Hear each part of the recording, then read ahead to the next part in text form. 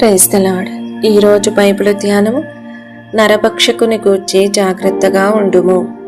కొన్ని అడవి జంతువులు నరభక్షకుములై ఉన్నవి. అవి మానవ మాంసమును తినుటకు మక్కువ కలిగి ఉండును. సాతాను ఒక నరభక్షకుడై ఉన్నాడు.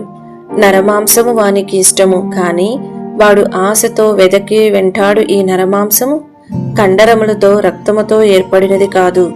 అది స్వార్థము, గర్వము, వ్యర్థము, శారీరకము మొదలగు వాటి యొక్క మిశ్రమమై ఉన్నది. దానియేలు నరభక్షకములకు సింహములున్న బోనులో వేయబడెను, కాని సింహములు అతనిని తినలేకపోయెను. ఎందుకనగా సరిగ్గా చెప్పినట్లయితే దానియేలులో మాంసమే లేదు.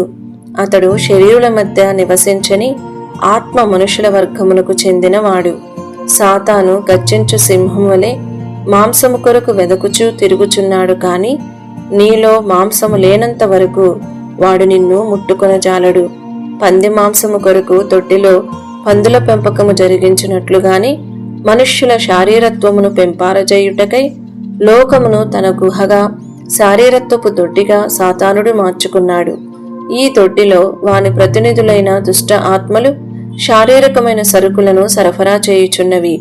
లోకస్తులైన శారీరక మనుషులు ఇప్పటికే తన వశములో ఉన్నను శారీరత్వపు సరహరాలను అధిగమింపజేయుటకై ఎముకగా కనబడు ఆత్మ మనుష్యులను మోసగించు మార్గములను పరికించి వారు తమ శారీరకమును వృద్ధి చేసుకునుటకు తన దొడ్డికి కుయుక్తిగా వారిని నడిపించుచున్నాడు. యేసు ప్రభు తన శిలువను మోసుకొని కపాలమును అర్థమిచ్చు కొల్కతా అను చోటికి వెళ్ళెను. కపాలము అనగా పుర్రె. ఆ పుర్రెలో మాంసము లేదు, కండగల మెదడు లేదు. అందు నిమిత్తమే యేసు సనుగలేదు. ఒకవేళ మనము మన యొక్క శిలువను మోయుచుండవచ్చును, గాని మెదడు గల కపాలపు స్థలములో మనము కనబడవచ్చును. నేనెందుకు మనుషుల చేతను లోకస్తుల చేతను కొట్టబడి ఇటువంటి నిందలు, శోధనలు, పలువిధ భారములు నిండిన మార్గముల గుండా దాటి వెళ్ళవలెను అని మెదడు చెప్పుచుండును.